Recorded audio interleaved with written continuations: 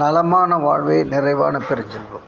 பொதுவாக இந்த மைதா மாவு என்றாலே அது உடம்புக்கு நல்லதில்லை, மலச்சிக்கலை உருவாக்கி பல சிக்கலை உருவாக்கிடும். அதனால் இந்த பேக்கரி ஃபுட்டை சாப்பிடாதீங்க, மைதாவில் செய்த சமையல் உணவுகள் எதையுமே சாப்பிடாதீங்க அப்படின்னு சொல்லுவாங்க. அது மைதாவின் குற்றம் இல்லை, அந்த மைதாவை தயாரிக்கக்கூடிய அந்த தயாரிப்பின் ஊடாக வரக்கூடிய அந்த ரசாயன பொருட்களின் குற்றம் தான் அது. மைதாங்கிறது கோதுமையிலேருந்து பிரித்து எடுக்கக்கூடிய ஒரு பொருள் தான், அது நல்ல பொருள்.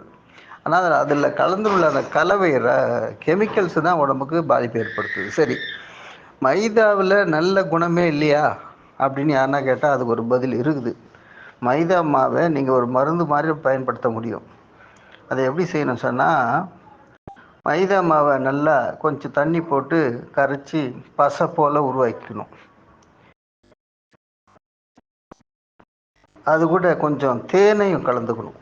கலந்துட்டு கெட்டியாக பற்று போடுறாங்க இல்லையா, சில பேர் தலைவலி வந்தால் தலையில் பத்து போடுறேன்னு சொல்லுவாங்க பாருங்கள், அந்த மாதிரி பற்று போடுற மாதிரி பக்குவத்தில் அதை எடுத்துக்கிட்டு, கொழுப்பு கட்டி சில பேருக்கு இருக்கும் கைகளில், கால், முதுகு போன்ற பகுதியில், அது மேலே இந்த பசையை போட்டுட்டு அதை தினசரி இது போல் செய்துக்கிட்டே வந்தீங்கன்னா அந்த கொழுப்பு கட்டி கரைஞ்சிடும். இந்த நல்ல தகவல் நாடெங்கும் பரவ இந்த சேனலை ஷேர் பண்ணுங்கள், சப்ஸ்கிரைப் பண்ணுங்கள். அன்புடன் காஞ்சி முகிலன்.